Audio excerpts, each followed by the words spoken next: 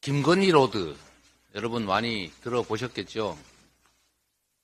저는 지금까지 많은 국정농단 사례들을 봐왔지만 수조 원대 국책 사업을 아무런 설명도 없이 갑자기 옮기는 거 처음 봤습니다.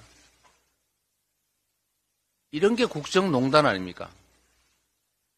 그래도 그 이전에는 뭔가 명분이라도 있고 핑계라도 대고 했는데 아예 뻔뻔하게 아무 이유도 없이 갑자기 옮겨놓고는 문제 제기를 하니까 이번에는 아예 백지화시키겠다고 행패를 부리고 있습니다. 국정을 이런 식으로 행패 부리듯이 장난하듯이 해서야 되겠습니까? 대통령 처가 양평 고속도로 특혜 의혹 계속 확산 일로입니다. 이번 사태의 핵심은 아주 단순합니다. 양서면으로 가게 돼 있던 고속도로 종점이 갑자기 대통령 처가가 소유한 땅들이 있는 다른 곳으로 갑자기 옮겼다는 것입니다. 이재명이가 양평고속도로를 김건희 로드라고 하던데 까보면 까볼수록 민주당 구린내만 진동하잖아. 고속도로 만드는 게 무슨 레슬링 시합도 아니고 주민들이 원하니까 나들목은 만들어야겠는데 무식하게 자기네 땅이 있는 곳으로 지나가야겠고 하니까 도로를 L자로 확 꺾어버렸잖아. 그게 어떤 문제인지도 모르고 방송에서 자신있게 떠들던데 이걸 보면서 종북자빨들의 한심한 수준을 다시 한번 실감했거든. 그리고 일부 우파 진영에서 이번 백지화가 원희룡 장관의 우발적 감정이라고 말하면서 백지화는 좀 심했다고 하는데 그런 사람들은 조금 의심이 들어. 원희룡 장관이 충분히 사전검토를 통해 자기가 백지화 선언했을 때 일어날 수 있는 예상 시나리오를 몇 가지 생각해보지 않았을까? 장관이 보기에 아무리 여러 가지 시나리오를 써봐도 이번 싸움은 승산이 있거든? 그리고 종북자빨들의 심리를 너무도 잘 알잖아. 자기도 한때 이자들과 섞여서 데모란 걸 해봤으니까. 그래서 충분한 전략을 세운 다음에 허를 찔러버린 거야. 물론 백지화하기 전에 좀 부드러운 방법은 주민투표를 통해 결정하는 방법도 있었어. 그런데 이걸 어쩌면 종북 세력들의 허리를 분질러버릴 카드로 활용하려 했을지도 몰라. 왜냐고? 양평고속도로가 양평군민에겐 꼭 필요한 사업이거든. 거기에 서울에 사는 사람들에게도 양평을 가기 위해선 교통체증 없이 이용할 수 있는 필요한 고속도로인 셈이지. 그러니 양평뿐 아니라 서울 시민에게도 이자들의 본 모습을 보여줄 수 있는 좋은 기회일 거야. 그런데 아니나 달라.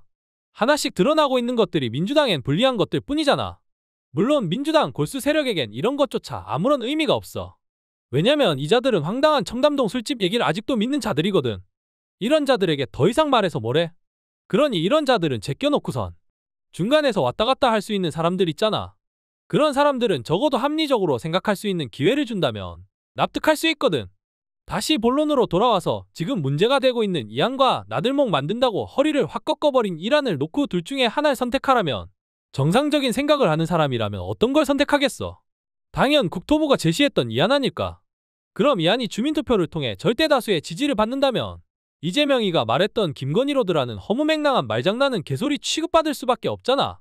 어쩌면 이자들이 양평고속도로를 질질 끌면서 내년 총선의 희생제물로 쓰려고 했던 것 같은데 오히려 자신들에게 독이 돼서 돌아온다는 생각은 안 해본 것 같아. 그냥 지르면 된다고 아직도 아니란 생각에서 헤어나질 못하는 거야.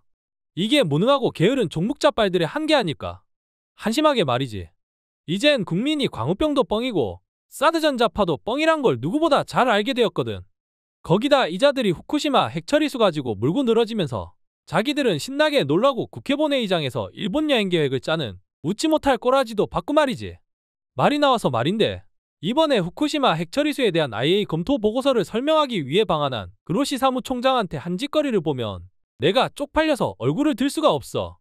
어쩌면 그로시 총장이 속으로 이자들 하는 꼬라지를 보면서 윤석열 대통령 참 힘들겠다 하진 않았을까?